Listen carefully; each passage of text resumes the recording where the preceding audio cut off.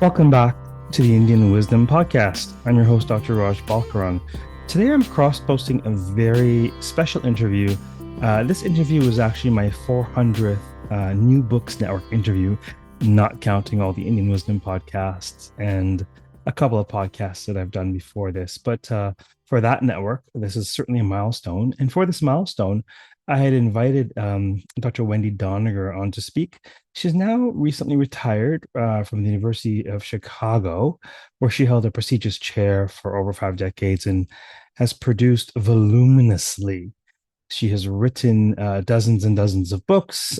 She has produced scores of grad students.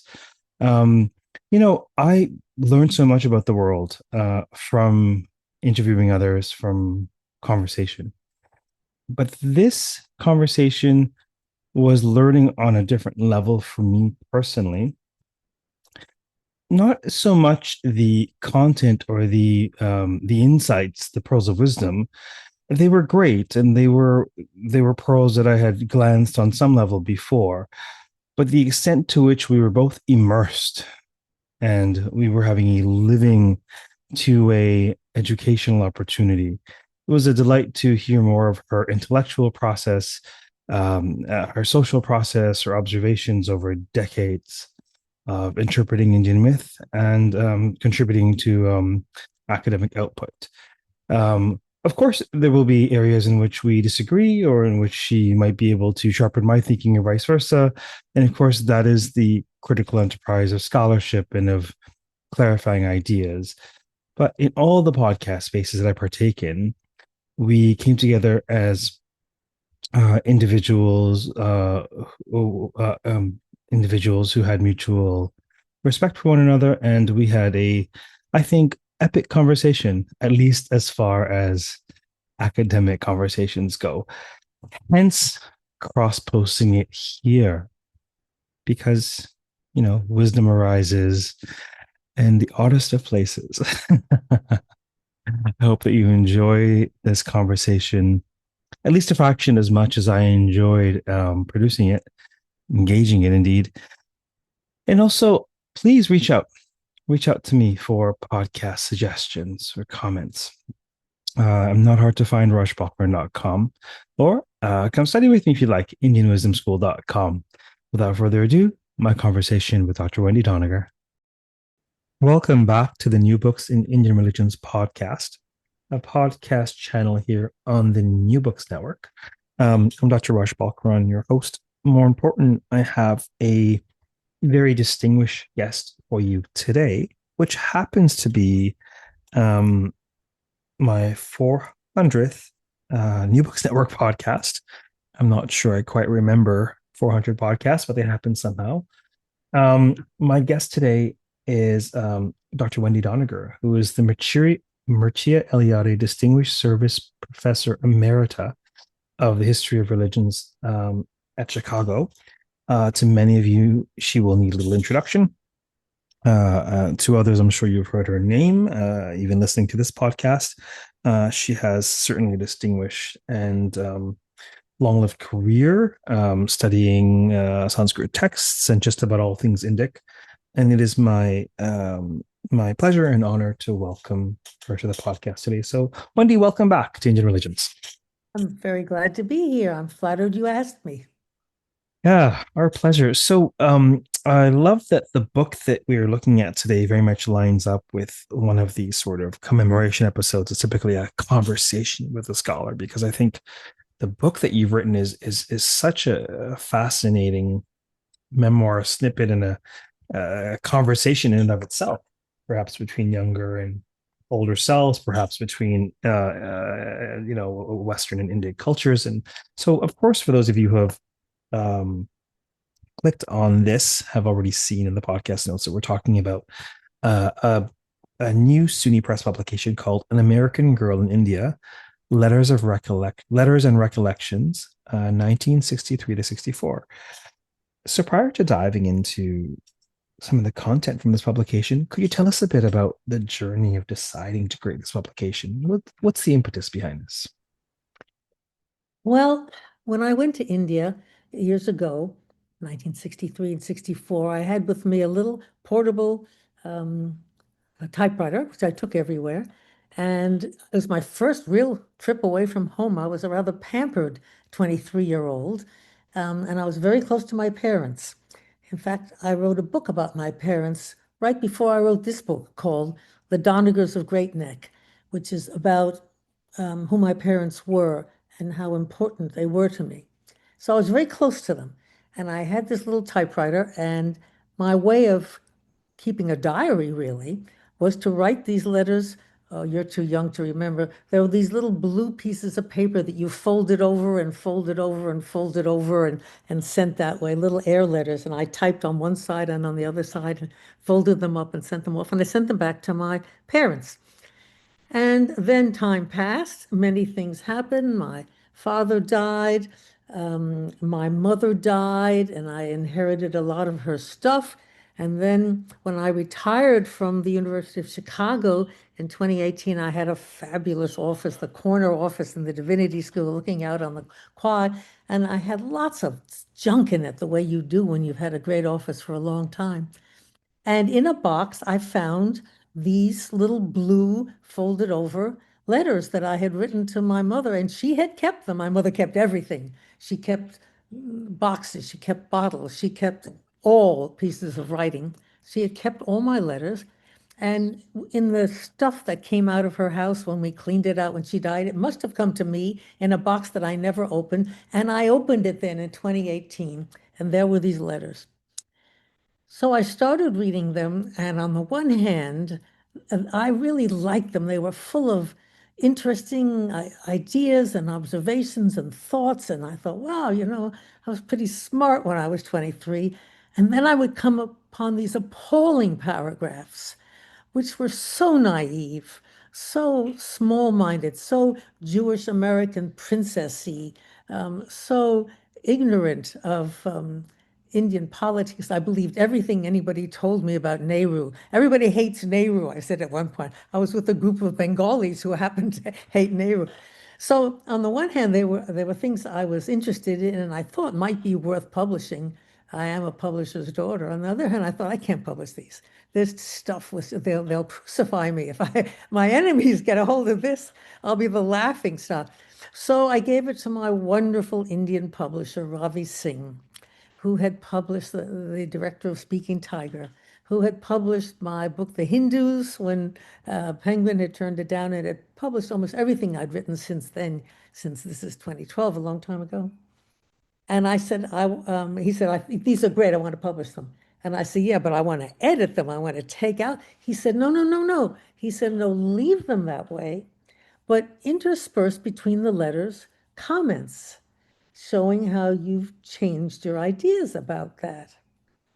So it became not just a record of what I had thought and learned and seen and experienced during that year, but of how my ideas had changed, how we used to believe.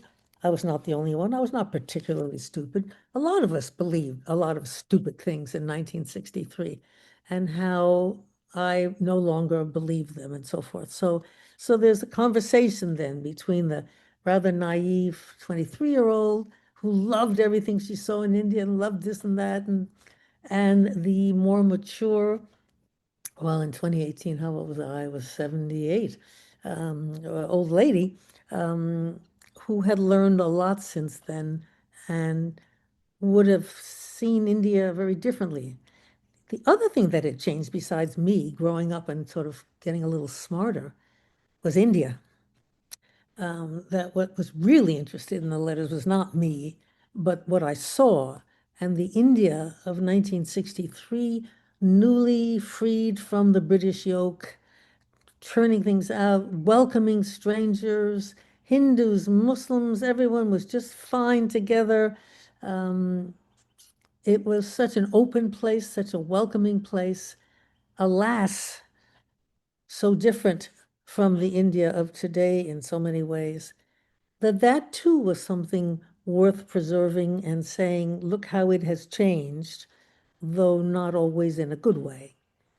So those were the two things that I thought made the book worth publishing, and Ravi thought made the book worth publishing.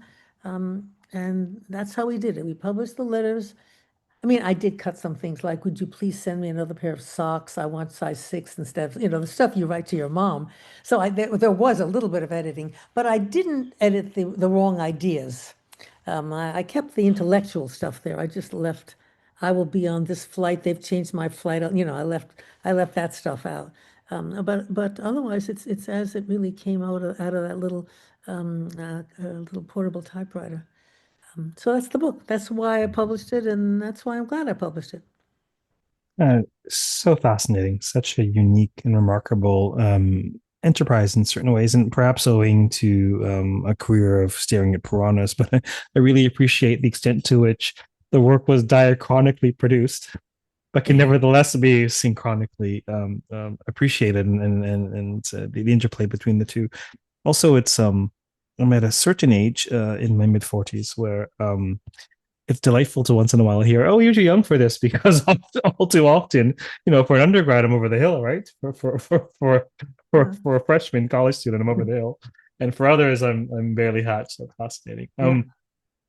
What are the sorts of things, and we can even get into specific ideas or vignettes. What what were your reactions like with your older self reading these letters? What are certain observations or moments in these letters that still stand out to you as literally remarkable in terms of what you were thinking, perhaps both in a favorable way and perhaps in a way that you think could use some correction as you sort of describe it? Well, the good thing that there are many things. I wrote a lot. It was a very rich year. What I was touched by when I read it over the first time was the friendliness and openness of all the people I met and the way I felt so safe. Um, I remember I was in Calcutta. I was driving around all over places. I took a taxi cab with two great big Sikhs in the front seat, going into some suburb of Calcutta in the far distant where there were no lights on the streets. And I thought, I wouldn't do that today. And I was okay. They were fine. They were perfect gentlemen and all of that. People invited me into their houses. Um, the bus broke down at one point on some trip I took, and the bus driver invited me into his home with his wife and his children to have dinner with him while they got another bus to come and take the place.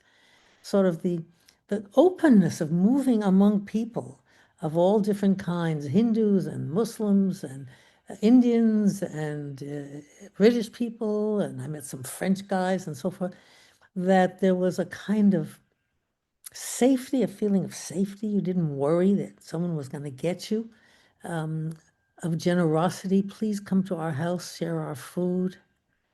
It was quite extraordinary. For me, coming from America, I thought it was extraordinary from the world I left. And now looking back on the India that I know now, it also looks extraordinary. It was like a special moment in time in a way, which was superior in its hospitality to either the country I knew or the country I was getting to know. Sorry about that. My watch spoke to me. So that strikes me, the friendliness.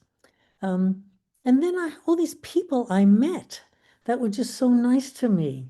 I met Ali Akbar Khan, and he gave me private lessons on playing the charade. I learned how to play the charade. He said, I went to a concert and it was wonderful. I loved him. I think he was always a better musician than Ravi Shankar, but we can talk about that. In any case, and he went with me to buy a charade. He said, "Don't buy that." And of course, the people in the shop said, "Well, Ali Akbar, whichever one you want." Yes, sir. Yes, sir. So he did that. And Sanskrit teachers taught me Sanskrit. Um, People, I learned music. I learned to sing Rabindranath songs. Shanti Niketan was a great place for Rabindranath song. People were just generous and open and kind in a way which I never really saw anywhere else either in all my travels. I lived for 10 years in England. I lived for a year in Moscow. I lived most of my life in America. I'd never experienced such hospitality and generosity as I did in India in those years. So that struck me reading the letters that people were so good to me.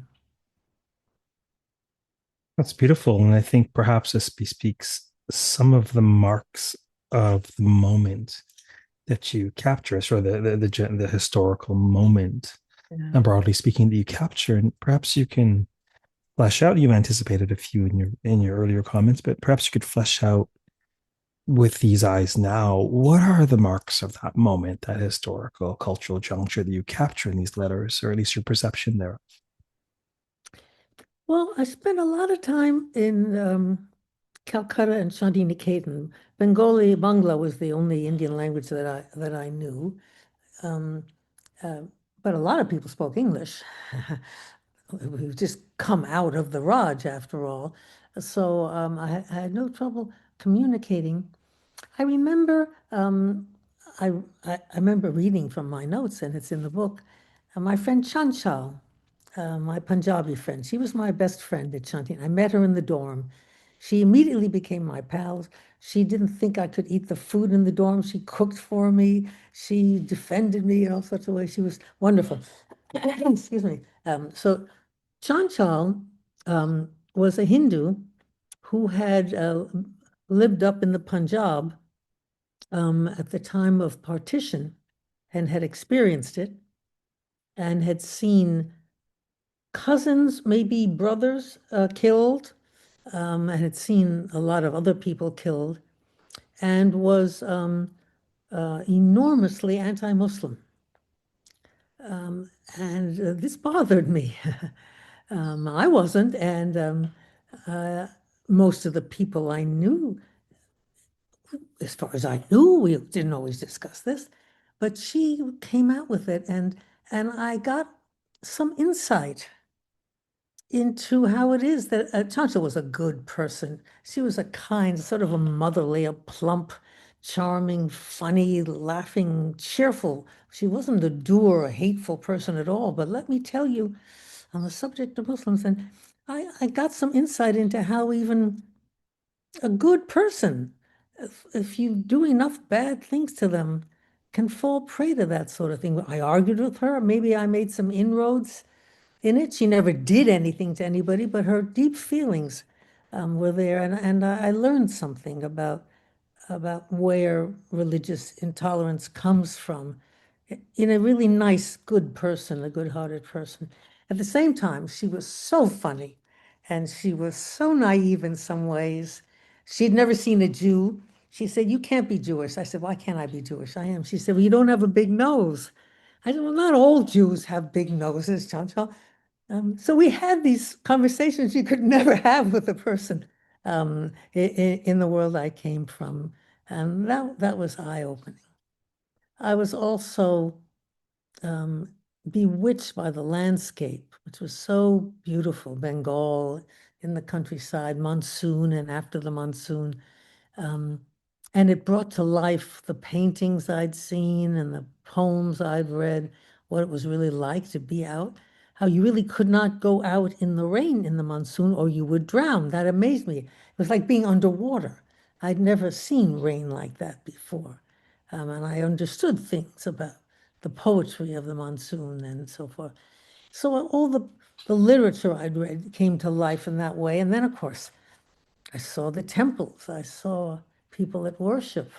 I saw Vedic sacrifice. I saw the sacrifice of the goat. I'd read all about sacrifice of goats. I wanted to see one. So my friends took me to the Kali temple in Calcutta, and there we were, and there I am in my anthropology mode, wearing my anthropologist hat. I am seeing a goat sacrifice.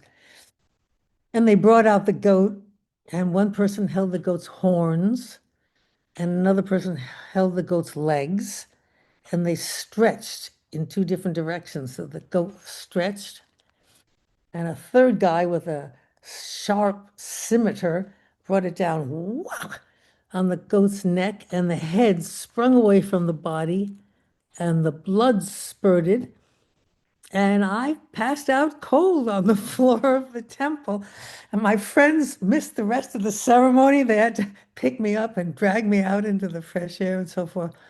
So that was when I decided I wasn't gonna be an anthropologist. I wasn't gonna do any more field work. I would just read about the Vedic sacrifices in the Brahmanas and the old Vedic texts. So I sort of found out who I was and had some experiences that were too much for me. But that was the only really negative experience of Hinduism I had, I must say, was that goat sacrifice. Otherwise, I love the temples. I love the ceremonies. I love the Kali Puja in Calcutta. I avoided the slaughter of the goat during the Kali Puja in Calcutta. So these things I read all came to life. The place, Banaras, Varanasi, the sacred city, I actually saw it and saw people going down to the ghats. And um, I saw Ajanta, I saw Ellora. Ellora was the place, I think, still the most impressive place I've ever seen on the planet Earth, where the temple was carved down into the earth. So you went down into it, and it was entirely a temple. Is it what any place else? It was all out. It was negative. It was all taken away in order to make the images. So a lot of it came to life, things I'd read about, which remained real to me for years after. It was a key experience in my life. Yeah, that perfectly preempts the sort of next question that I had in mind. First, I have to muse that we owe it to the grace of this fateful goat sacrifice that you've spent so much of your time and energy interpreting Sanskrit text. Absolutely. Give me a text. Leave me out of the goat sacrifice. These eternal Ajah texts. That's great. Um, in many ways, as you've already prefaced it, this trip was formative and for for you as a person, but also clearly for you as a scholar. So, in what ways does this trip plant the seed for subsequent scholarship? And certainly, I think life is such that we don't even see the seed until we've noticed the flowering, looking back. And so, Mm, if you can comment on your trajectory as a scholar. it's true. It's interesting. Um, Seeing how people actually lived, the landscape. It seems to me, it made me realize how important landscape is to religion. The landscape of ancient Israel. When you read the Hebrew Bible, you couldn't have written that book in Norway. It's just the land is part of the way you think of the gods is because of the monsoon, the heat. The Hindu gods are very extreme. They are very hot. They are very cold.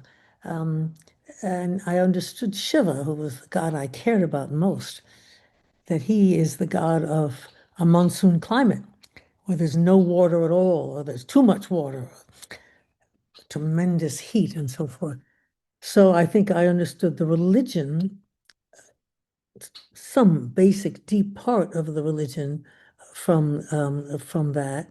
Seeing the temples, seeing how people actually worshipped, made me understand what it was. I would read a Sanskrit text and it would say, and she prayed to Shiva, and I would read what she said. So then I knew what it meant to pray, what she was wearing, how she stood, how she bent down, how she touched her head to the ground, how she made an offering.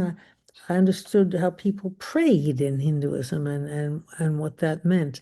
Um, so I had a feeling for the religion, for the physical trappings of the religion, and for the emotional pulses behind it.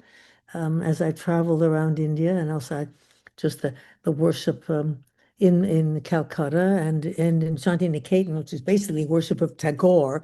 But through Tagore, you also occasionally also um, they chanted an Upanishadic poem every morning. We got up at dawn. Yo Devagnau, Yo Psu, Yo Vishwam Vanama Viveshu, and so forth and so forth. Um, and just it became, I saw what it was like to chant rather than to read. And that was very, very interesting to me also. So I understood things about the religion, about the ritual, about the way people were to one another, how they acted, um, what good manners were and bad manners, how you ate, how you didn't eat. I remember I was still an American. So I was a guest at someone's one of the Tagore family, big family, fancy family. The Tagore's very fancy family in Santinaketan. And I was invited to a very fancy family. And I was served, and the food was, of course, very spicy. And I was thirsty, but I wasn't sure about drinking the water. I had been warned by American friends. So I had been given a pill, which I'd never used before. And everybody said, you put it in the water, it'll purify the water.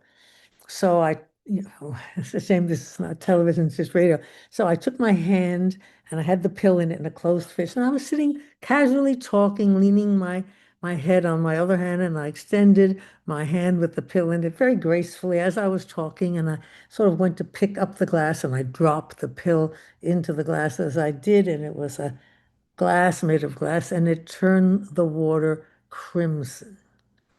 It was a chlorine pill. And I was too stupid to know that chlorine is a very powerful dye, among other things. And everyone in the room knew that I hadn't trusted my hostess's water. And this is 50, 60 years later. How long is it? 60, 70 years later. 60 years later. 60 years later, I still feel ashamed and embarrassed when I recall that moment. That was the worst thing I did in India. Worst thing I did in my life anywhere. Dropping a chlorine pill into an aristocratic dinner.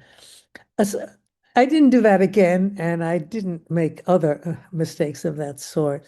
Um, I met Jomini Roy, the painter, and I bought several paintings from him that I still have hanging in my house, and talked with him about his work and how he painted. People just let me come and talk to them. It was so open and so welcoming.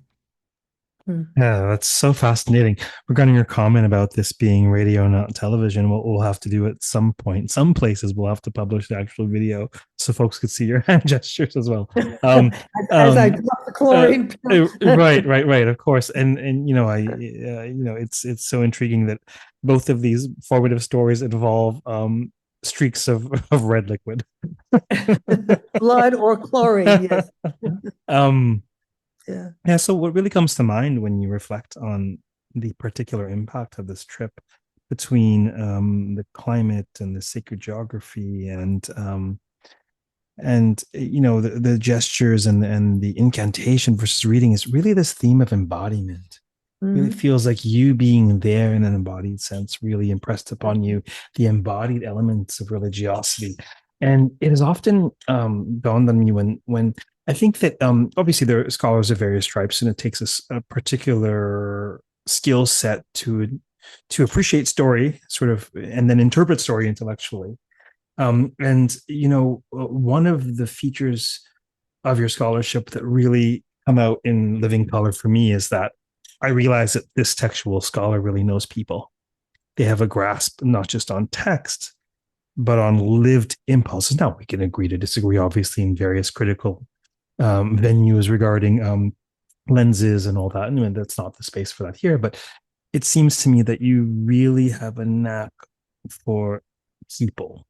And whether that's by virtue of this trip, whether it's congenital, whether it is by virtue of a life, an examined life that you're living, and perhaps you can comment on that element of your process and your scholarship.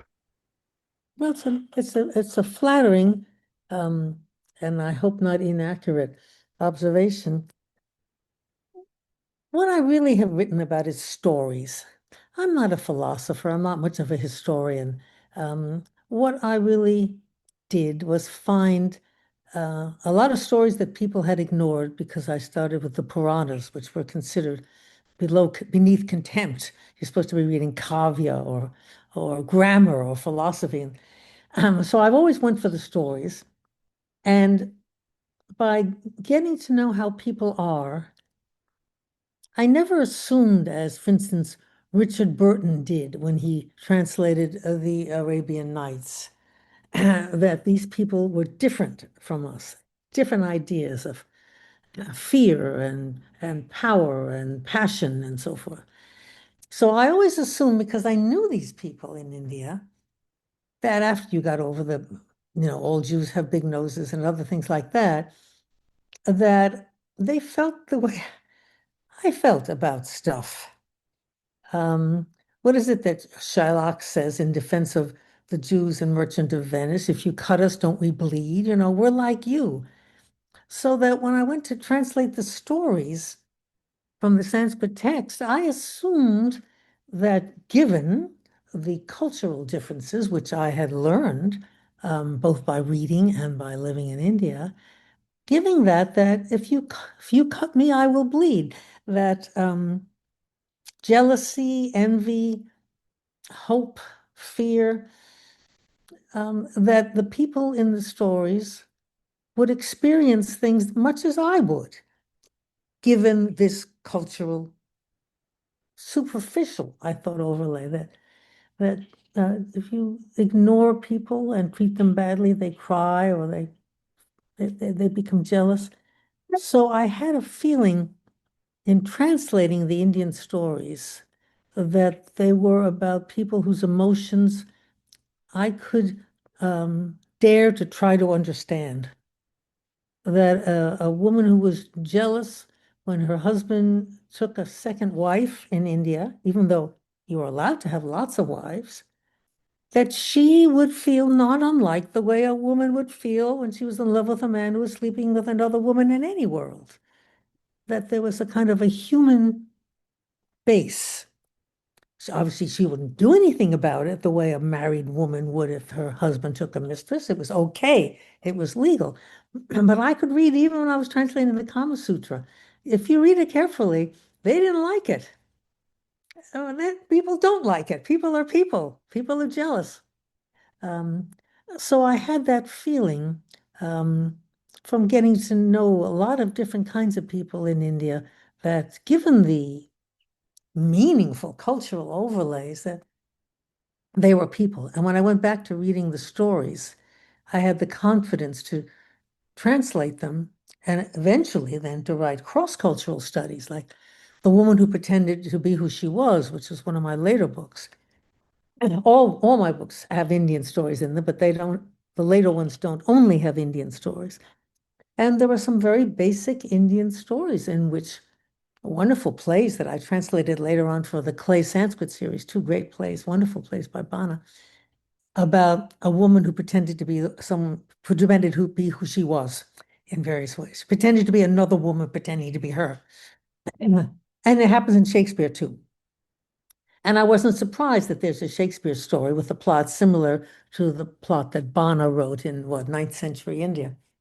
Um, so that experience in India gave me the confidence to assume that in addition to, and given the difference that culture does make, which I never denied, there's another layer always of shared humanity, which made me bold to believe that I could understand how an Indian woman felt in the 5th century when her husband took a second wife, even though in that culture it was quite different from having a mistress in Europe.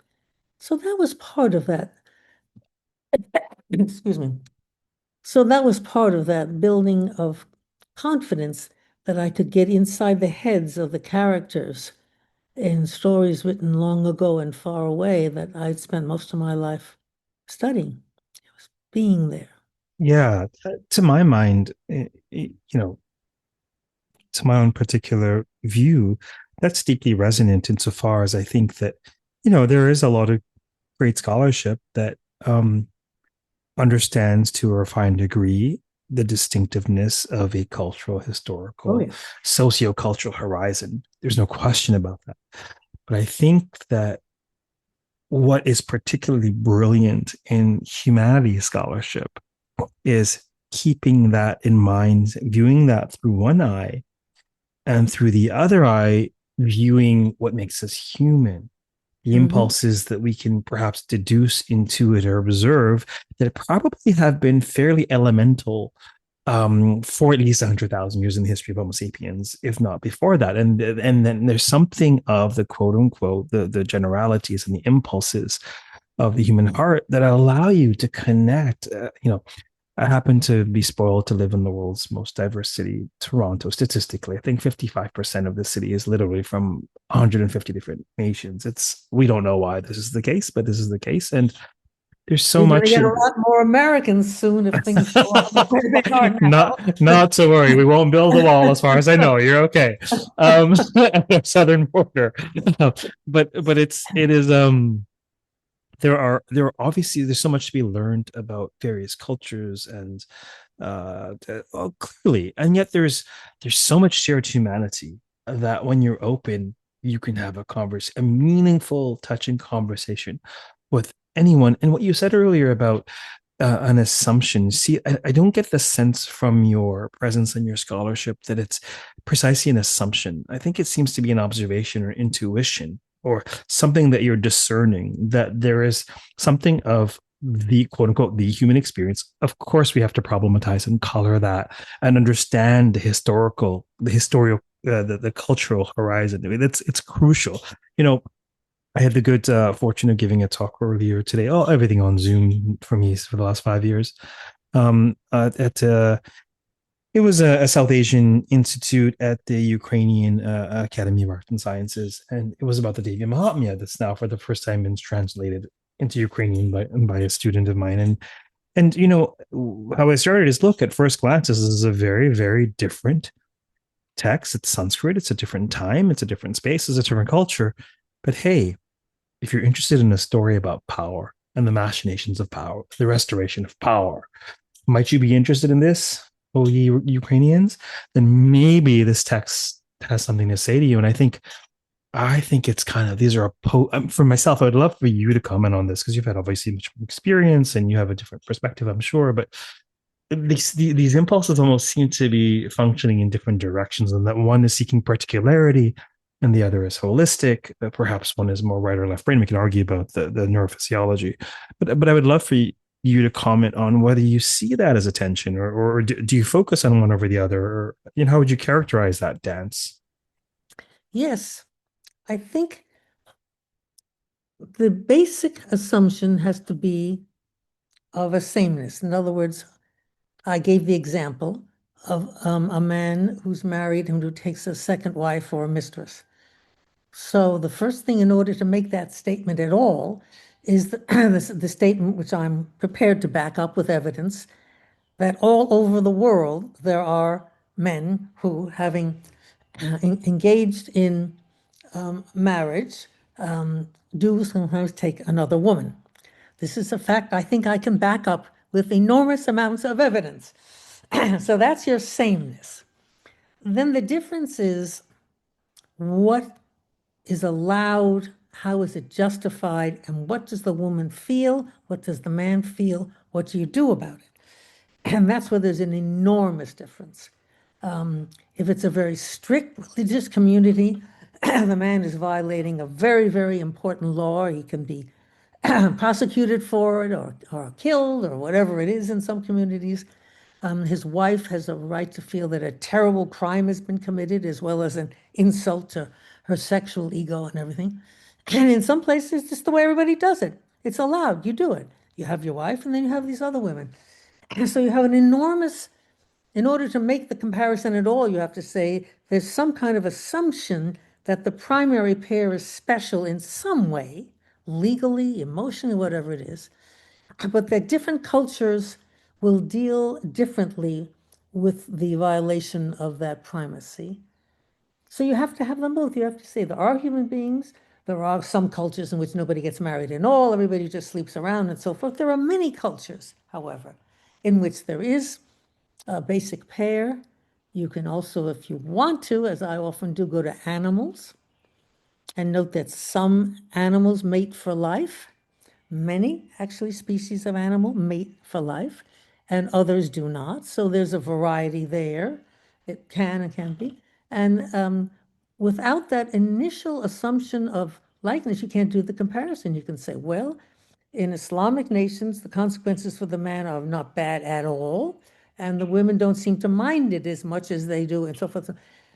So you have to have them both. You have to have some basic ideas of what every human being, that's the Shylock argument. If you cut us, do we bleed? And if you hurt us, will we not will we not get mad at you?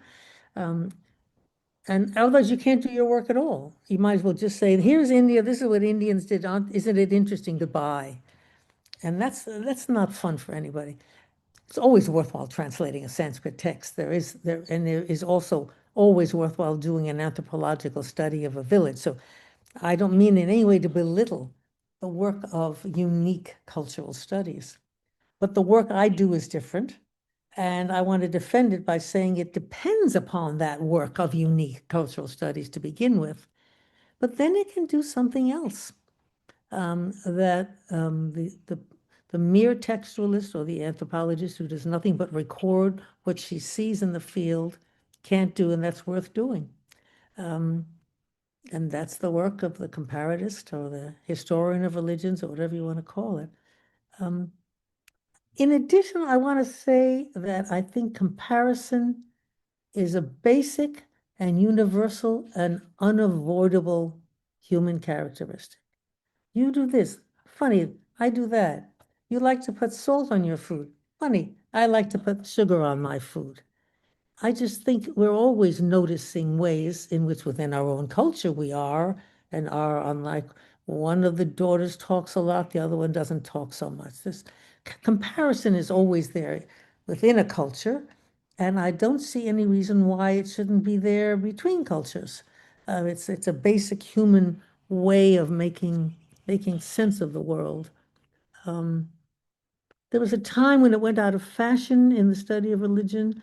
I wrote a book called The Implied Spider, defending it and so forth, and talking about context. And in the second edition, I backed up a little bit, and the publisher, Columbia University Press, very nicely allowed me to make some significant changes in the theoretical part of that book, acknowledging that you cannot really study another culture without noting the difference in context.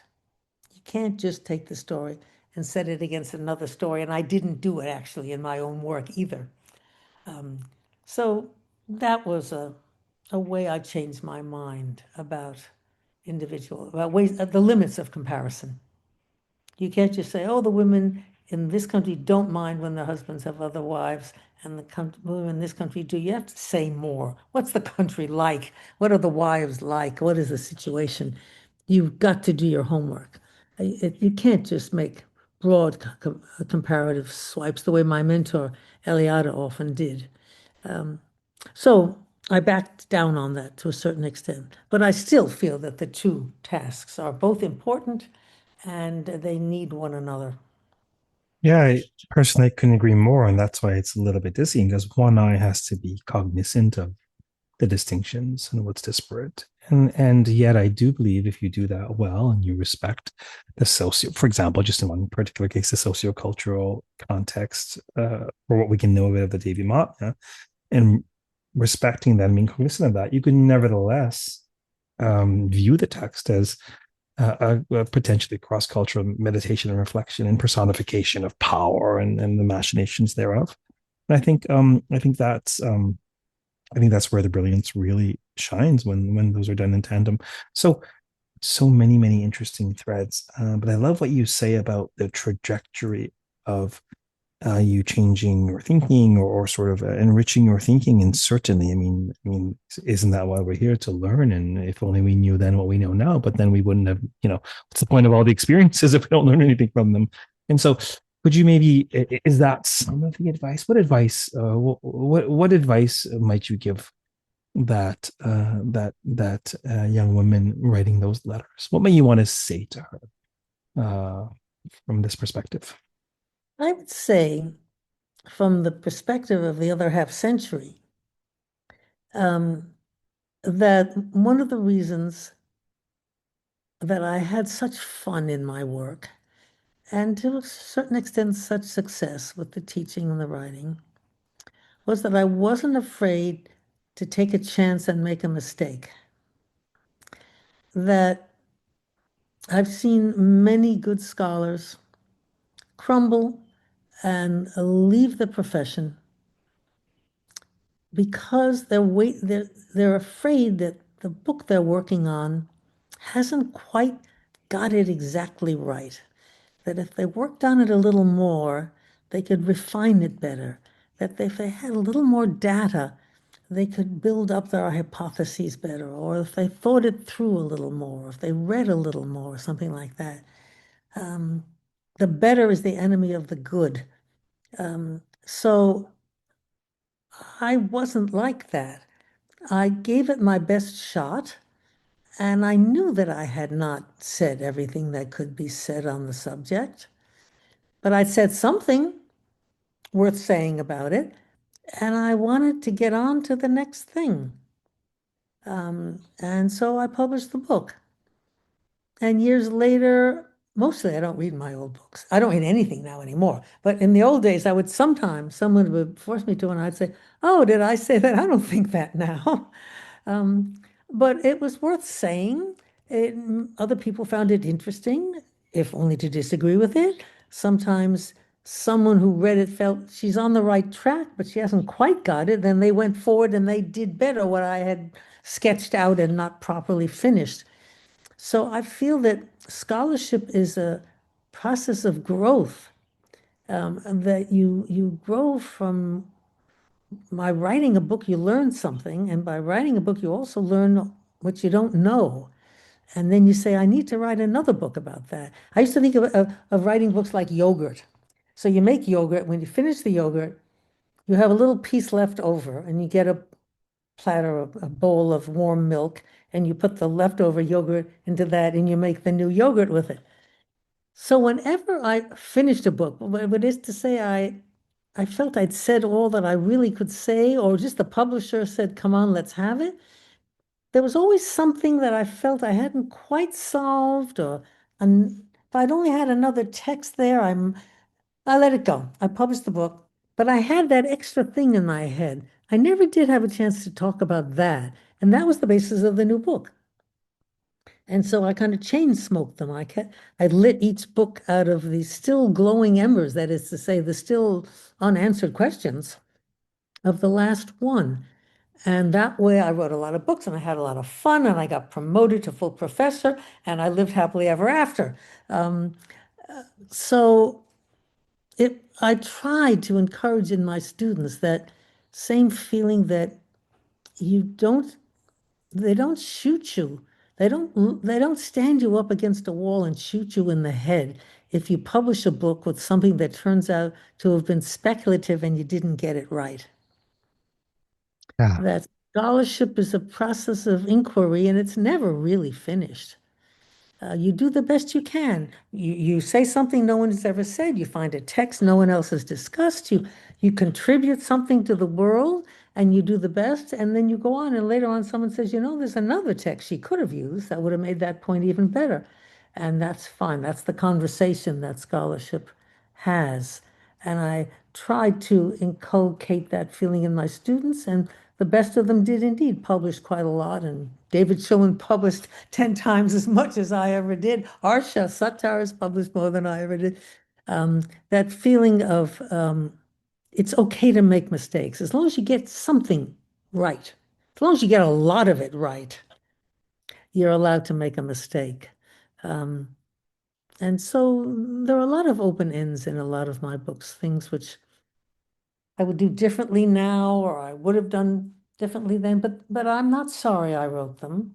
They all said something that was of interest to someone, and on you go. Yeah, that is very, very deeply resonant, both as sort of, I think, a characterization of both your process and the legacy of books that you've left behind. Also, it strikes me as wise to be enjoying the process rather than the endless seeking of a goal, the asymptote that you'll never reach. And so just enjoy the gliding towards it. And, you know, it, I've said a couple of times on this podcast and in conversation something that I perceive about my own work. Firstly, I really like the idea of, okay, well, my PhD and my first book was like, why is the Devi Mahatmya framed in this way? What's up with this king and this merchant? And then there's a book. Okay, why is in the Markandeya Purana? What's going on here? And there was another book. This current book that may or may not come out as soon as my translation of the Devi Mahatmya gets off my desk. It's been sitting there for 2 years. Is about, well, why does the Markandeya Purana talk to the Mahabharata? Why are they? What's the intertextual relationship there? So I like this idea of building. I love Mhm. the idea of thinking aloud. And I said, I think on the podcast that look, some scholars, a lot of scholars, they live to embroider, and they take a great deal of pride in the precision and the beauty of their embroidery. I sort of live to generate fabric. Not that the fabric isn't quality fabric. My work's not perfect. I'm the first to admit that, and sure, critique away. And I think, Nobody's perfect. Not even you know, Plato was perfect. Nobody's. no, but as you say, that they won't shoot you. There may be the odd scholar who takes a swipe at you because they're focusing on the obvious errors without paying attention to it's not perfect, but it's not nothing. There's something substantive there that is of use to someone, if not for you. And so I love that idea because it's I came I came to peace with my own brand of scholarship that is I have creative ideas about the interpretation of stories and how to interpret them in intertextuality, and if others can distill or embroider or focus these ideas, oh, wonderful. But I have to say, on a personal note, it's actually very reassuring to hear that from someone who has been down that road and successfully so. So I think it's just very important for our colleagues and aspiring colleagues to not feel like I would succumb to perfectionism paralysis. And then I'd be like, you know what? I'm going to aim for the B plus. It's probably going to be an A. I'm just going to aim to get this off my desk. Otherwise, I'll be obsessing to make it perfect forever. And I love the strategy of thinking aloud and this understanding that we're all part of this banyan and we all have a role to play. I think that's a beautiful attitude towards scholarship. Start something, someone else finishes it. When I was in school, we used to give exams and all sorts of things, history. And there were two different ways of grading the exam. Either you got a point for every credit of every answer you got right, or you got a point for every question you got right, and you were deducted a point for every answer you got wrong. And you needed to know how they were going to grade the test because it would encourage you to make, I wouldn't say wild guesses, but things you weren't sure of. They would encourage you to make guesses. And I have always felt that life was the first kind of a test, that you get credit for everything you get right. And in the long run, it doesn't really matter what you get wrong. If you get something right, you contribute something to what other people can know and enjoy. And if you miss them, you miss that one. Next time somebody else will fix it, so forth. Another American expression is swinging at everything that comes across the plate. And I think that's the kind of a personality I had that I tried to do the best I could. Um, and where I couldn't get it, I just couldn't get it. There were questions. I also was a student of my great colleague Claude Lévi-Strauss, the anthropologist. And the most important thing he taught me, of the many things he taught me, was really the definition of what a myth was. Never mind talking about scholarship, what a myth was. Why there were so many myths about the same thing. Uh, Three synoptic gospels. Just this is supposed to be a canon of Christianity, and there's three very different ways of telling what happened to Jesus. So even in canonical studies where every word matters, you have spectacular variant. And in something like Hinduism, where there's no pope, you have a whole lot. And Levi-Strauss said it was simply because what the great myths are stories that ask questions to which there is no answer. And so they keep trying and trying again to fit the square peg into the round hole, and it never does fit into the round hole. So the stories themselves that interest me, the big stories, religious stories, human stories, are basically important because they're asking questions to which there is no answer. And therefore, it's all the more appropriate that the scholarship that deals with them also asks questions that you can't always answer. You do the best you can, and at the end, you've got some questions. I don't really know why this text says this at this point. I think I understand this text quite well. I've studied it well. I think I understand the Sanskrit. I think I understand what it says, but I'll tell you it means this, it means that, it means this, it means that, but I don't know why it says this. And you're not surprised because they're dealing with human questions which are always messy.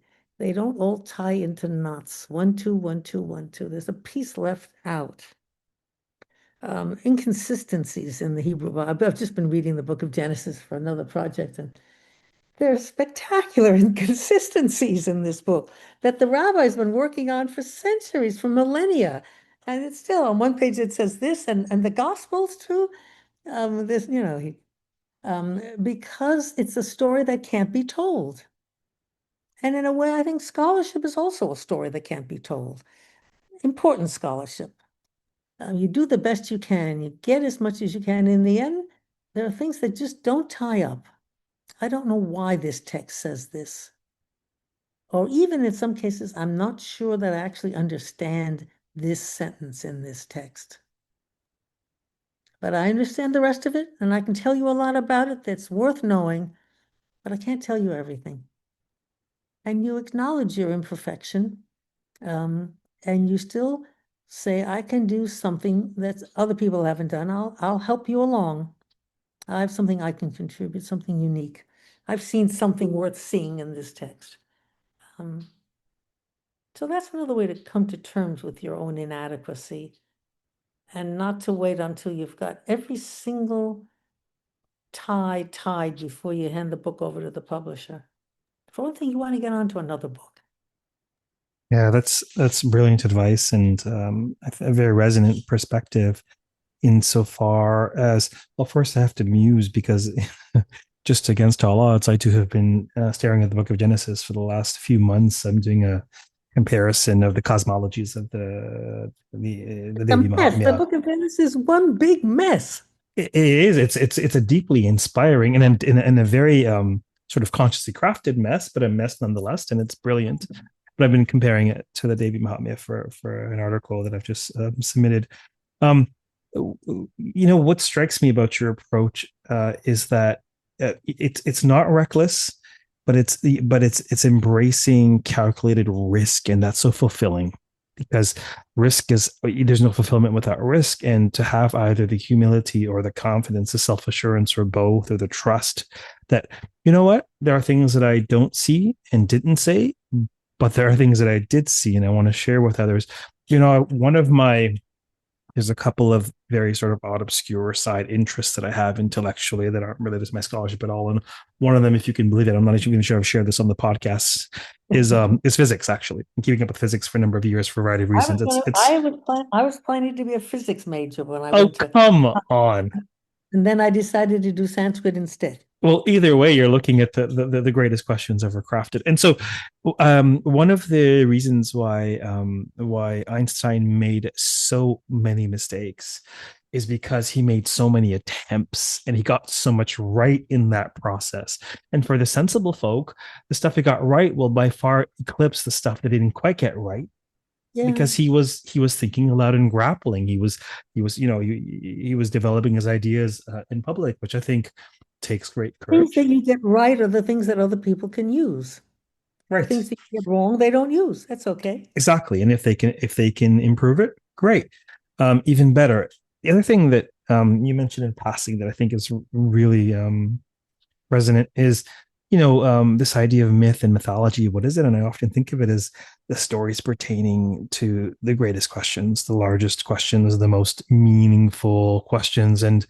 And really, mythological stories are sort of where they point to the mystery, right? They point to what we can't fully know in a conscious sense, like poetry.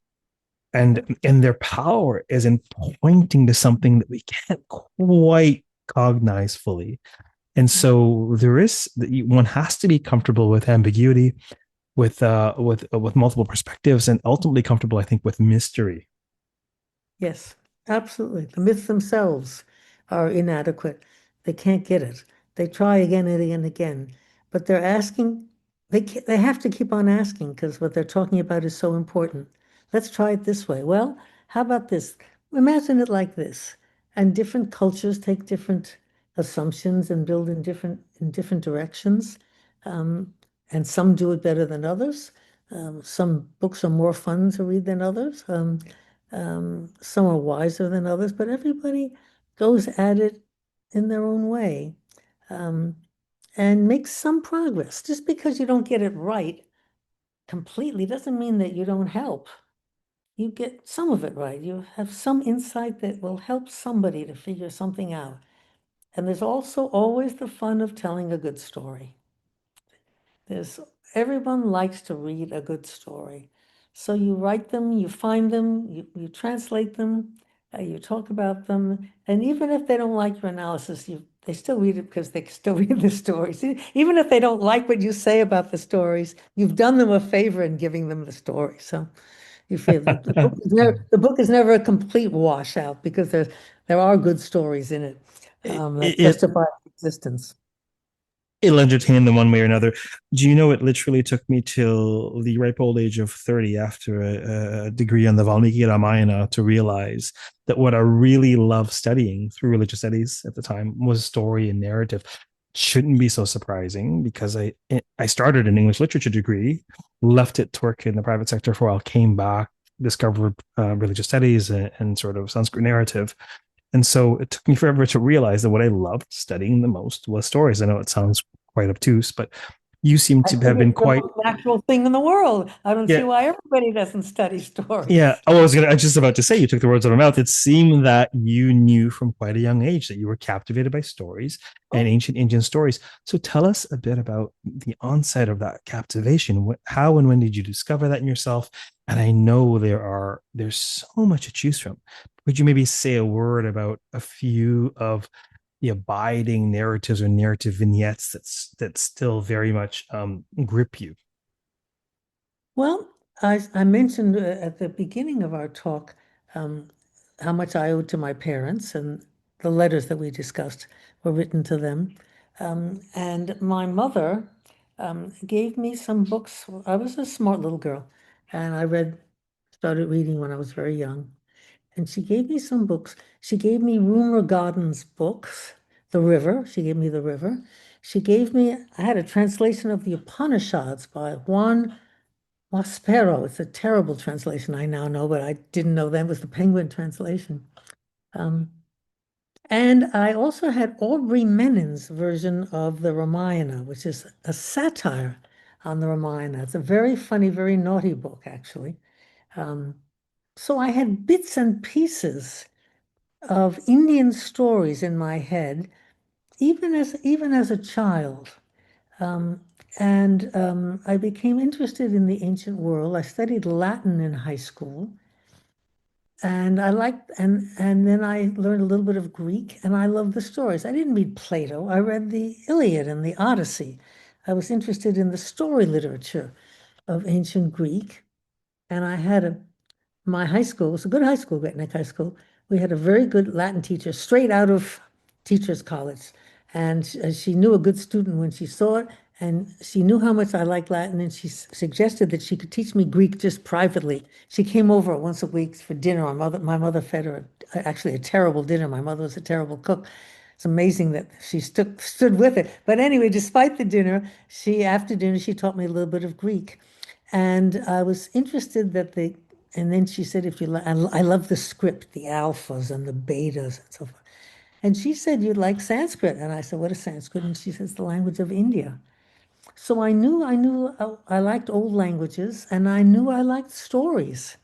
I knew I liked I used to love the Grimm's fairy tales and so forth. I always loved stories. So at the age of 17, when I went to Radcliffe, otherwise known as Harvard, um, I majored in Sanskrit. I didn't major in physics. Physics got pushed aside. So and when I was in high school, before I went to college, I was the editor of the school newspaper, and I wrote short stories, terrible, terrible stories that were published in the newspaper.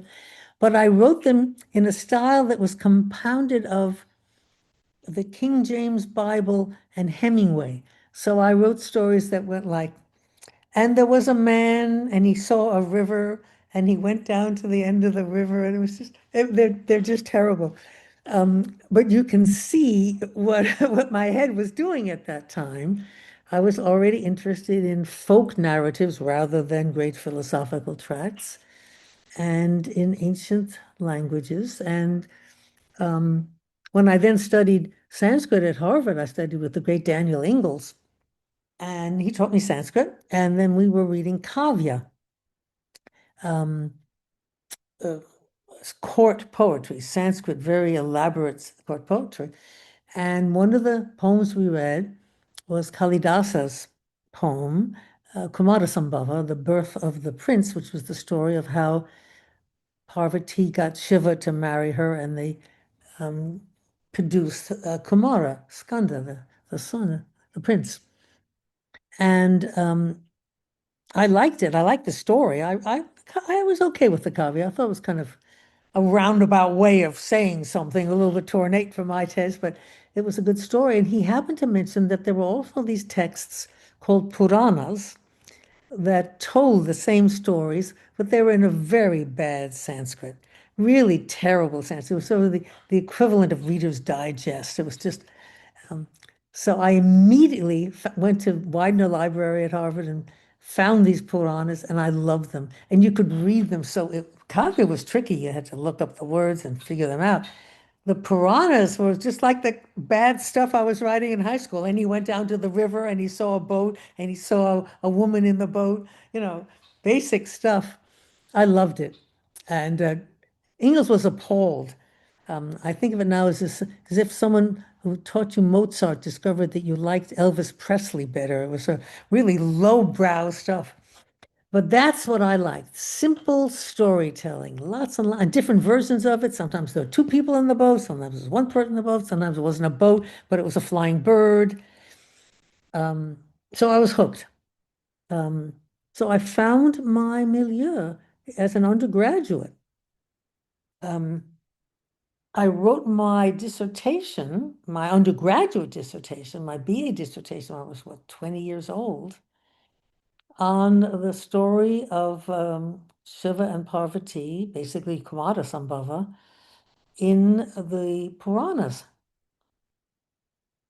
And no one was doing Puranas at that time except historians, and they're terrible history. They're all inaccurate. Kings all lived 10,000 years. It's just bullshit history. As history, the Puranas are really useless, and these Indian historians were trying to get out of this great chaff of useless mythological shit, bits and pieces of actual history. There was a king who did reign at this time, and we do have some inscription. The little pieces they would pull out of this morass was so people thought very poorly of the Puranas. They were not reliable. They were just bad history.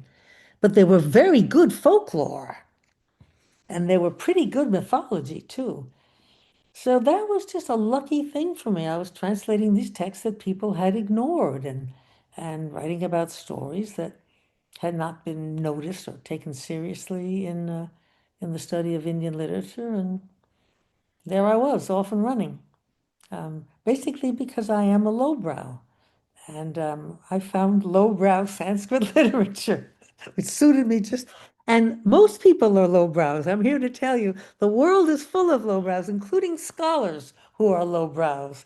And therefore, people enjoyed the books and bought them, and publishers were happy with me. And I lived happily ever after. The story about the stories. Sorry That's about this great. story. So you've already sort of preempted this a bit in terms of the original reception of the Puranas and some of the changes that were happening. Do you want to comment in any way, shape, or form about trends in scholarship that you've seen since you were that 22-year-old wide-eyed doctoral student of this publication?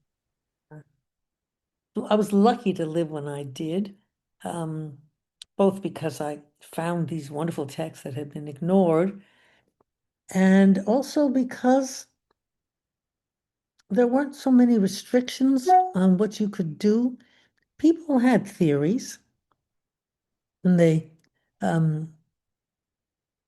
you didn't have to do theory when I was beginning. I was an old-fashioned scholar. I was trained as a Sanskritist. I was not trained as a historian of religions. I was trained in a field where you learned the language and translated the texts and wrote about what was in the texts.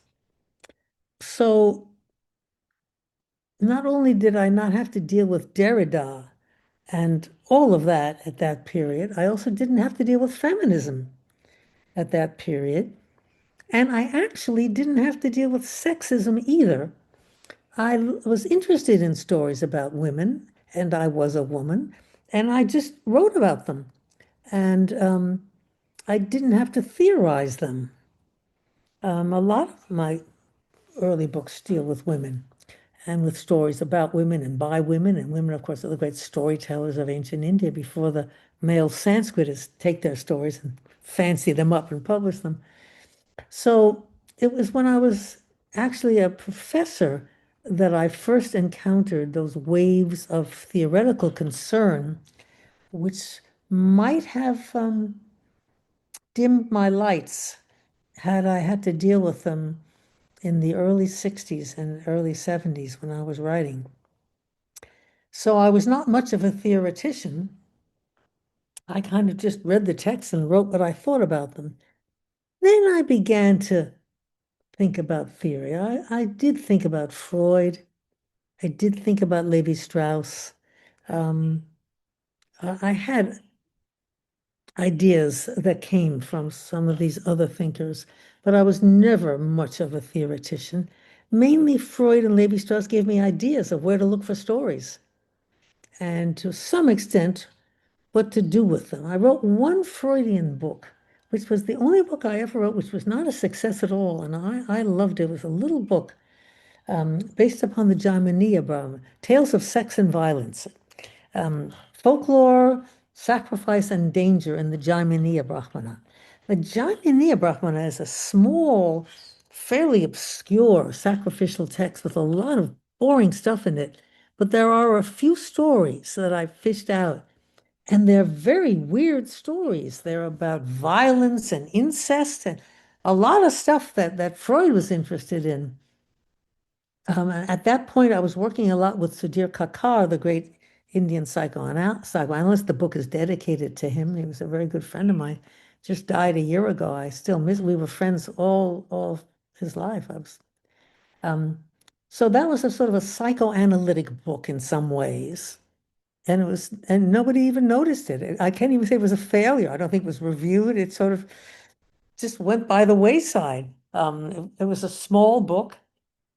And it was the only book I ever had that sort of no one seemed to notice. I think it's an interesting book. I think they're really interesting stories, and I had things to say about them, but no.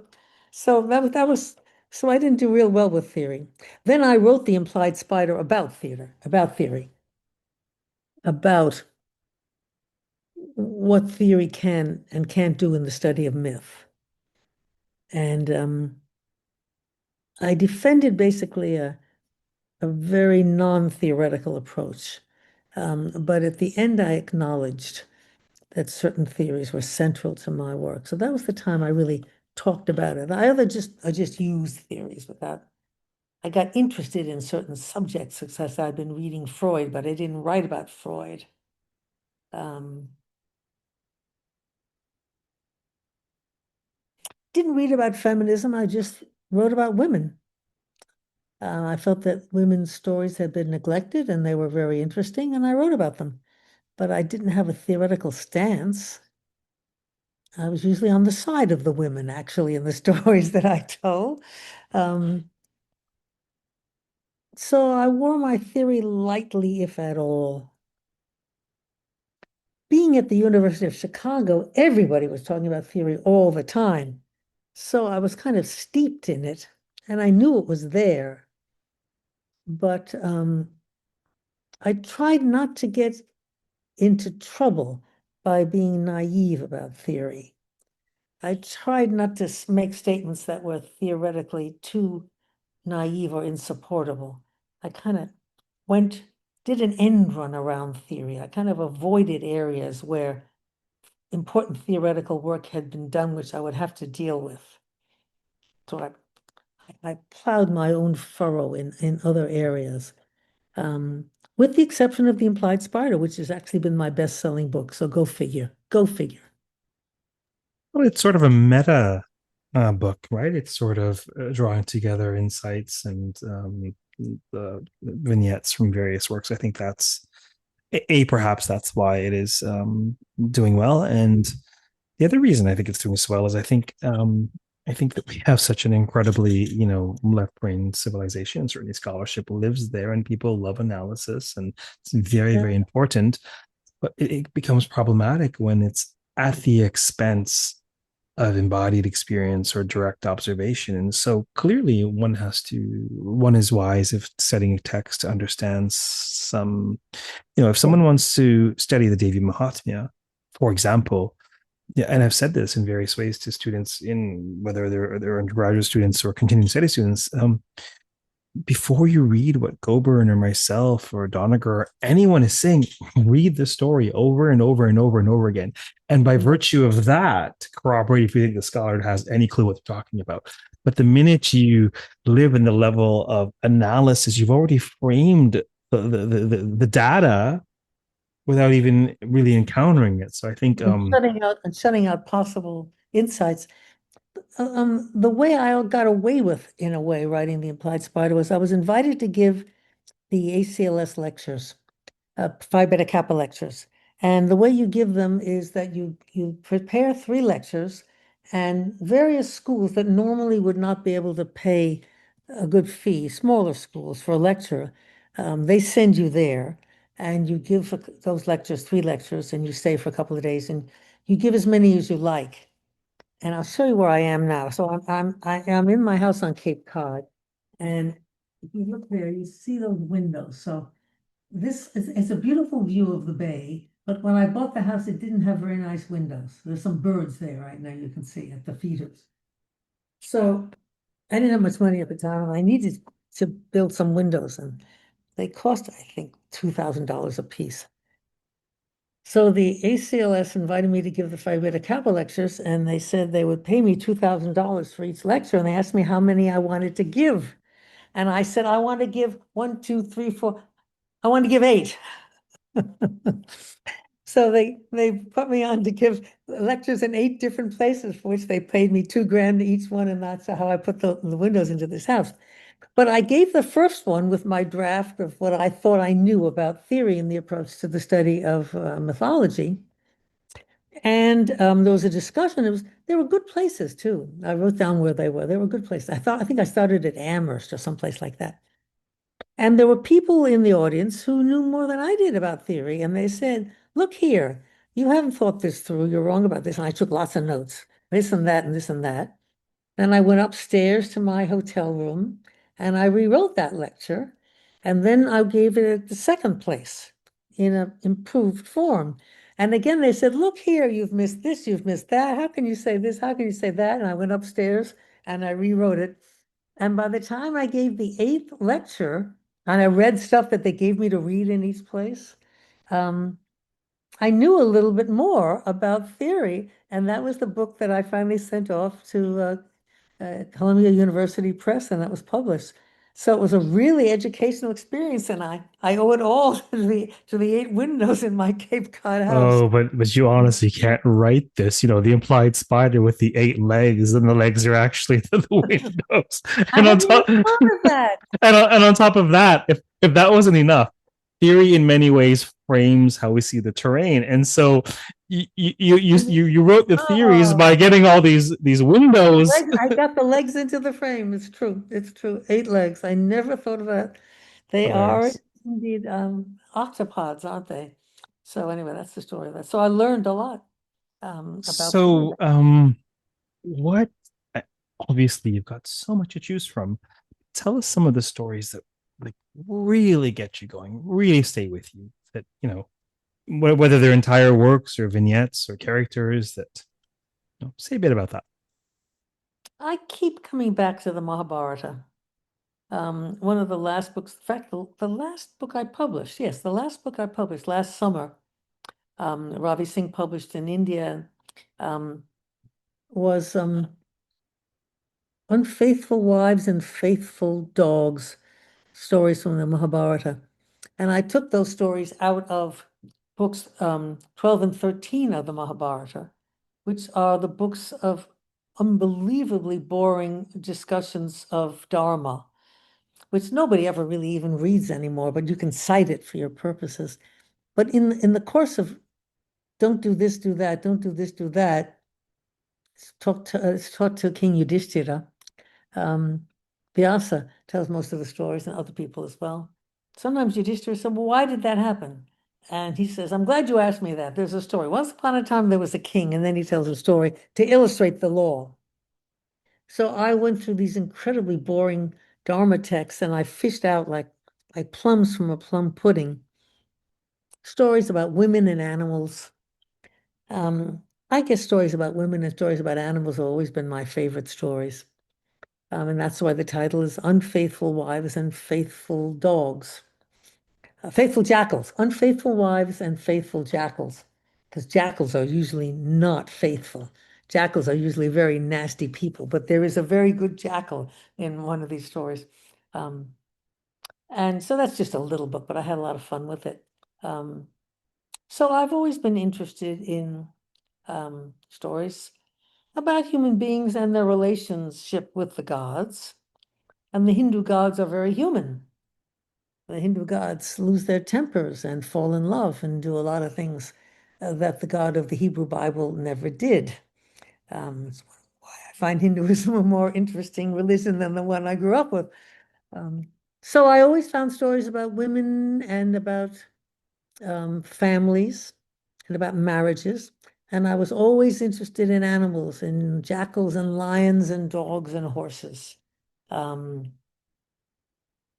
I was also interested in stories that were paradoxes, the stories that Levi-Strauss was talking about, the stories that tried to fit the square peg into the round hole and never did. So the story was told again and again, and each time you never did succeed in fitting the square peg into the round hole. So I was interested in those problematic stories where there was not a simple happy ending. Things didn't quite come right. One way to fix a story that didn't have a happy ending is to send everybody to heaven. You just couldn't fix it on earth. There were human problems where you couldn't win, and then you died and went to heaven. So that's a way of not really fixing the story. And I was interested in those stories that didn't quite work. And those are the ones that were told over and over again, because each time they didn't work, you tried a different way. So even in this last book that I published last year, I was dealing with stories about women, stories about horses, and stories that were about ethical and moral problems, which is why they were there in these two big volumes of the Mahabharata, which are about moral and ethical problems, otherwise known as Dharma. So that was a lifelong interest. And I've always loved stories about Shiva. I've always found him the most interesting god and the most plausible god. When I look, people are so surprised, my liberal friends, looking at what is happening in America today. They can't believe what is happening in America today. But if you believe that God is like Shiva, it's not at all surprising. It's amazing we've gotten away with it as long as we have until now. You have a God who is violent, who is irresponsible, who is does things one way one day and another way another day. Inconsistent is the word I'm looking for. A God who's violent and inconsistent and passionate and emotional. If you imagine that he's in charge of the world, well, then Trump is just like an angel compared to what human beings can be. And this is, as the Hindus tell us, the Kali Yuga. And there is always a Kali Yuga when all the ethical plans and all the high hopes fall apart because people are not good enough to carry out the plans the way they should be carried out. And if that is not a good description of what is happening on the pages of the New York Times every day today, I don't know what is. So if you believe in Shiva as a god, This is not surprising. It's Yeah, am it's amazing we got away with, I mean, I grew up in the 50s and 60s. It's amazing. That was the Krita Yuga. That was a golden age for America. It was not such a golden age for Black people, and it was not such a golden age for women. There were limits to the gold in that golden age. But compared to this, it was the Krita Yuga for many, many people. So yes, I think that Hinduism makes more sense than any religion I know. And I think that Shiva makes more sense than any god that I know. I think that's the way the world is. that's um that's so fascinating. The through line in my mind is often when I'll teach on Shiva, depending on the context, of course. Um, I like presenting him as transformation rather than destruction, because of course in a cyclical universe, what else is destruction but giving rise to a new creation? And teaching him through the lens of transformation is captivating, but also I feel in my tissues that this is an utterly transformative time for, I mean, we're living through a colossal transformation of America. And of course, there will be something at the end of that that dance when the Damaru stops beating. Who knows what that is? But we're sort of watching it play out, and I think that's a beautiful metaphor and insight. And I think it's also apropos that who was your first love? Who did you dissertate on? Who was the who was the who's this erotic ascetic that captivated your interest? And here we are, one of your abiding loves, apparently. Um, Erotic acidic. I never swerved. I was always faithful to him. Still do. um, uh, you know, how do I phrase this? So clearly, there's been an enormous amount of learning, just as we all undergo as human beings, but learning in your case about life, about all things Indic, about the academy, and you know, another oceanic question. So forgive me, but could you share an additional couple of sort of nuggets of insights or ahas that has occurred since the time of that, those letters? Huh. Well, India's changed and I've changed. Um, Question is what audience you're writing for. I was writing for my parents, which was pretty much writing for myself. I didn't have to censor. And in fact, I never did censor. Um, I was always writing for my father, to some extent for my mother, and I knew he was on my side. He was very smart. He was a publisher. He would get my jokes. He would catch my allusions. I didn't have to dumb anything down for him. At the same time, he would appreciate my jokes, and he would appreciate whatever elegant turn of phrase I might manage, something of that sort. I wanted to show off a little bit. And he died when I was just 30. That was a terrible loss to me. He died of cancer.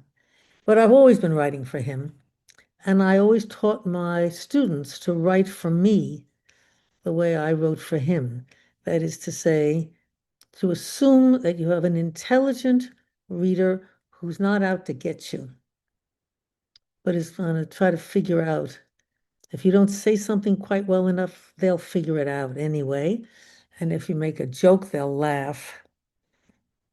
So that you have a friendly feeling toward your audience. Among other things, that makes it a great pleasure to write. And therefore, very few of my students have ever had writer's block. You can keep on writing. It's fun to write. You write and you say, they're going to love this. Well, they don't always love it.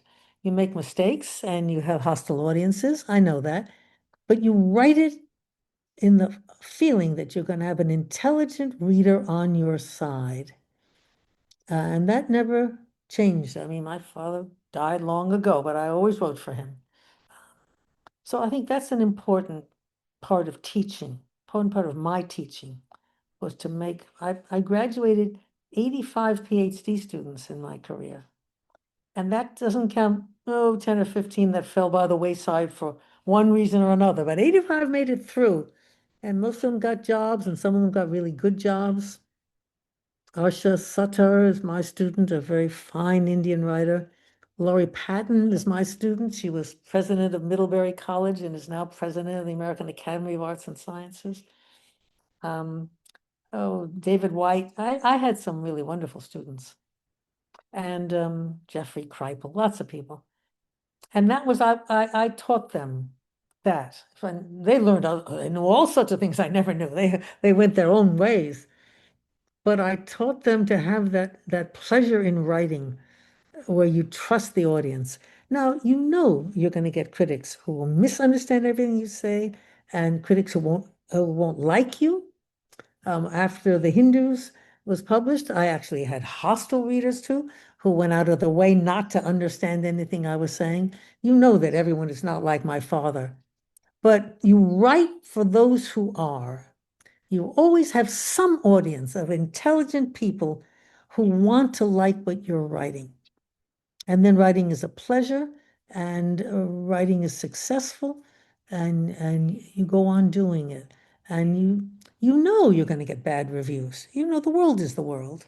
But still, the hope with which you write is that some, if you're lucky, most of your readers will be intelligent and sympathetic.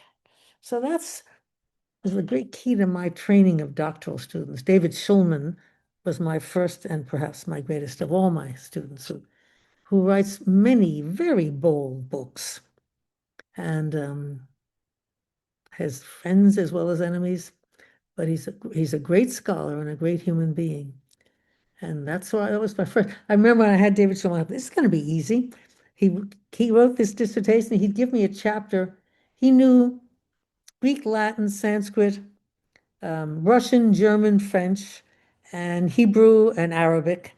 And he came to London to learn Tamil.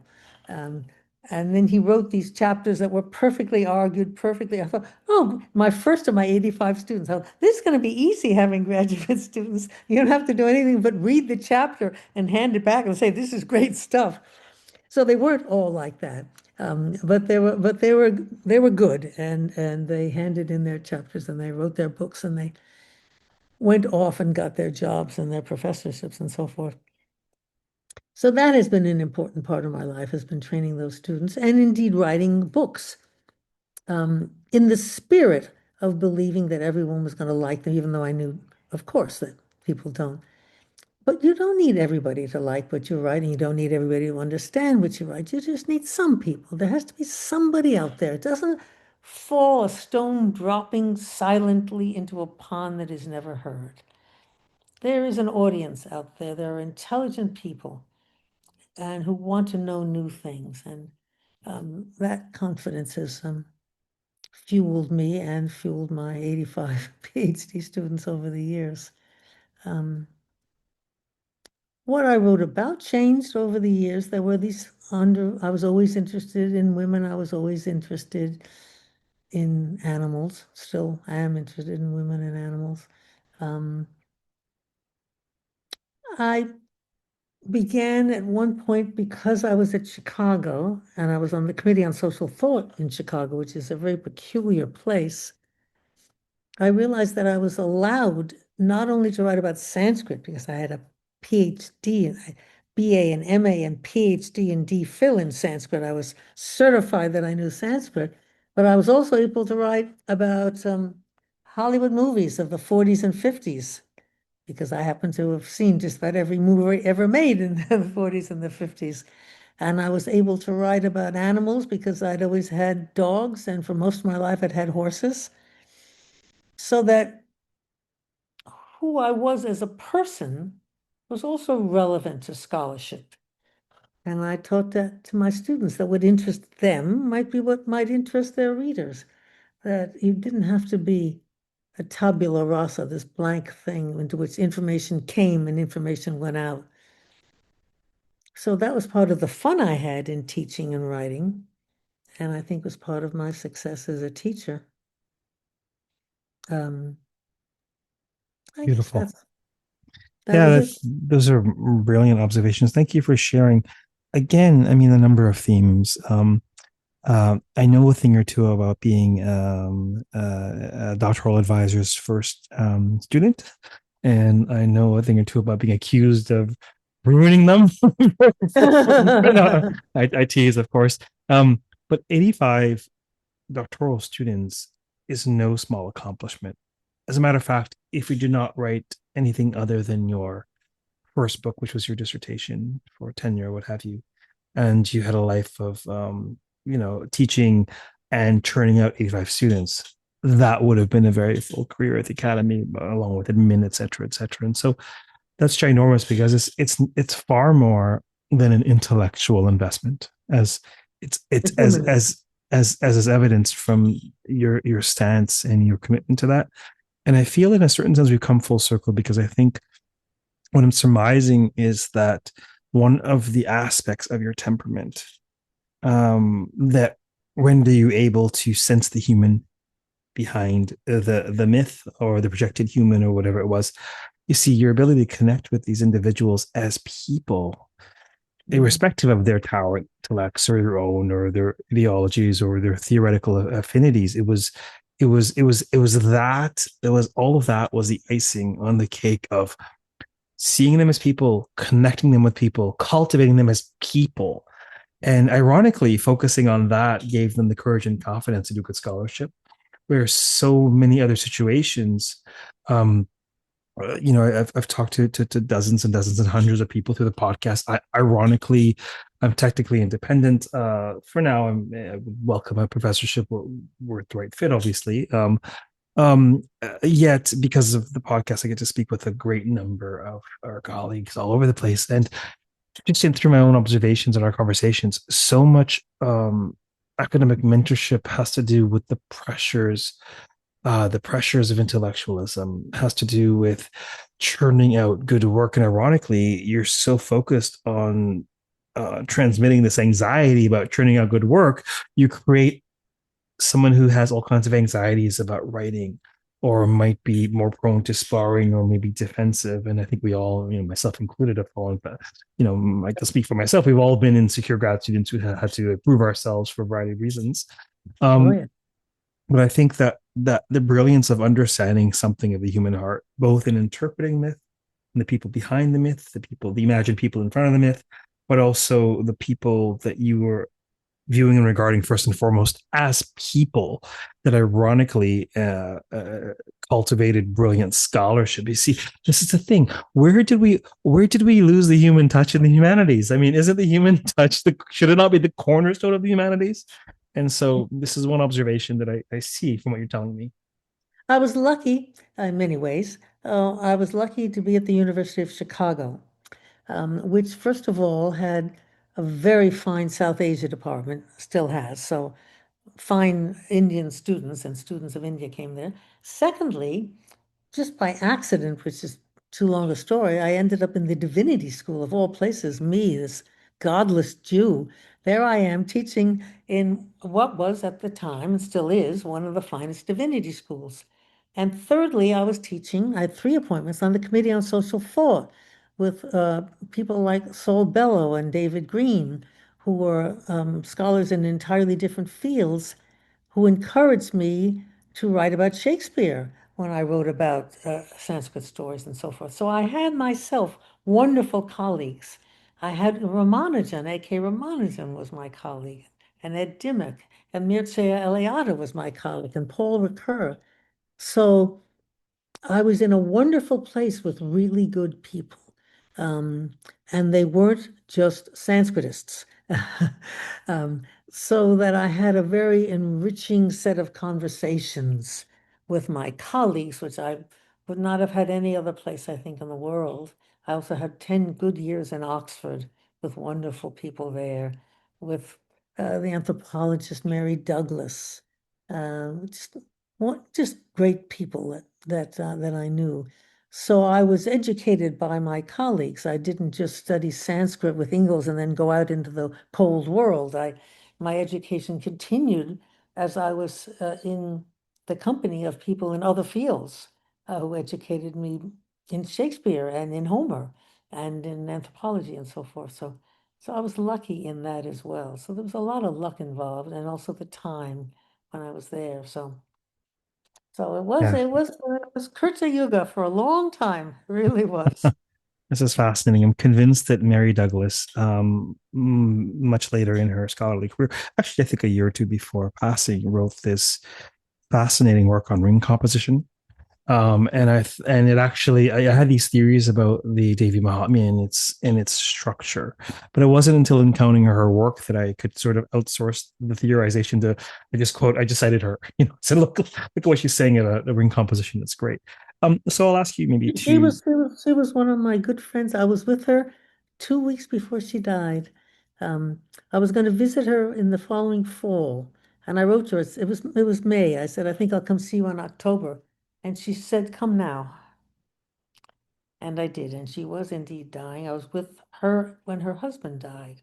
So she was a really close friend over the years, and her work meant a great deal to me, as did her friendship. So that was just a piece of luck. Where will I go off hanging out with Mary Douglas? But I met her and we became friends, and she was an important influence on my life and on my work. So there was just a lot of luck involved, a lot of good luck. That's beautiful. Thank you for sharing. I'll just maybe comment very briefly on one of the other sort of nuggets of wisdom that you mentioned earlier, and then I'll ask you maybe one final question before we close. Um, this I love this mentality of focusing on an intelligent, resonant, charitable audience as your intended audience for your work. Because I'll have to say that there are all kinds of other demands on time, whether speaking or podcasting or you name it, teaching. But I think one of the reasons why there's this new translation of the Devi Mahatmya that's been sitting on my desk for 3 years um, is that although it's faithful, it takes certain liberties for the sake of English rhythm and pitch and cadence. And I think in the Translates as much. yes, Perfectly. but also we've got a number of antiquated translations, but we've got a rigorous translation in Coburn and David Azarkali and so this one is actually has a flavor for poetry and flavor in English, right? Good. Something to Yes. be more delicious on the tongue, and I think that it is the preemptive concern about the uncharitable grammar folks that I think that I need to get over and really imagine that resonant audience for who this is intended to serve ultimately. Yeah. And I think that was The readers will find really you. Your work will find them. The ones who don't like it won't read it. They'll read something else. They'll read fascinating. Coburn. um, So while we wind down and close for today, I would love for you to share maybe where you're at now, if there's anything you're currently working on or your process these days, and ultimately, really, anything at all that you wanted to touch on regarding this particular publication or its implications, or really anything at all about scholarship or your life, or that you might like to say before we close. Well, I'm old now. I'm going to be 85 in the autumn, and I'm not well. I have a lot of problems that one gets with old age. I'm spending the summer alone in my house out here on Cape Cod with my dog, my wonderful dog. Um, and I think it may be my last summer in this house, for one thing, because I'm isolated and it's a little dangerous for me to be that at my age. And my memory is not as good as it was for texts. Um, so that I'm not really working, and my energy is not as I rest a lot. I rest a lot. So my energy level and my mental retention level is not as good as it would need to be to write a whole new book. And I must say that since I retired and COVID also came right afterwards, and I became ill, it all served to push me into vanaprastha, which is kind of where I've been. I don't keep up with the scholarship in the field anymore. I don't read a lot of academic books. I read poetry and I read novels and things of that sort. So I'm no longer, anyway, I published 40 books. Anyway, I'm not interested in writing another book of the academic kind anymore, even a translation. What I am writing now is a memoir. Um, talking about some of the things we talked about together, you and I today. Partly because I had such an interesting life, and partly because I I lived in a time of such privilege compared to what academics go through now. It really was a golden age when you could say whatever you liked and you didn't get thrown out for stepping on somebody's toe, and you didn't have to talk about gender, and you didn't have to talk about race, and you could just talk about what you were talking about. So it's a kind of a golden age, and I had a lot of fun in my life too. So what I'm working on now is a memoir. Um, I've got a rough draft of it, but there's a lot more to say. I showed a rough draft to Ravi Singh, who thinks he's interested in publishing it in India. Um, I've written in part about the fight I had with Penguin India and Modi and that whole crowd and so forth. That's not what it's mostly about, but it's about everything. So I'm kind of winding things up and putting them together in a way. Um, and trying to, while I still have a memory, I have a very irrational and irregular memory. I remember some things very well, but I don't remember where I put my glasses and things of that sort. I'm in that phase of old age, um, where I can recite all of a poem that I learned when I was 30, but did I have breakfast today and did I take my pills? So I'm dealing with an irregular memory and trying to get down on paper whatever the vivid things that break through the barriers of old age and exhaustion and forgetfulness to shine forth. So it's what I'm doing for fun. Um, some of my friends have read it and have liked it and said, say more about this, say more about that. My brother, who's also my lawyer, has said maybe say a little less about this and a little less about that. Um, so that's the project of the summer. It's about 120 pages now, and it's about half done, and I have lots and lots of notes. Sometimes I think of something, I quickly write it down before I forget it again. It's called A Good Forgettery. It's about all the things I forgot and the things I didn't forget. Um, so that's what I'm doing this summer. And I probably will have a draft at the end of the summer. The University of Chicago Press is looking at it, but I don't think they'll want it. We'll see. A lot of it is about Chicago and about my Chicago years. It was about, 45 years. It's a long time there. And it was also a golden age for Chicago. So we'll see. And I may leave out the bits that my brother thinks I should leave out. Very nice having a lawyer for a brother. Um, so I'm having fun doing it, um, hanging out here in this beautiful place with the birds. I've just put out a new feeder I got for the Orioles, which is much better than the old feeder. So it's a place where they can come and sit down and eat. They like Concord grape jelly. So in case you ever want to feed an Oriole.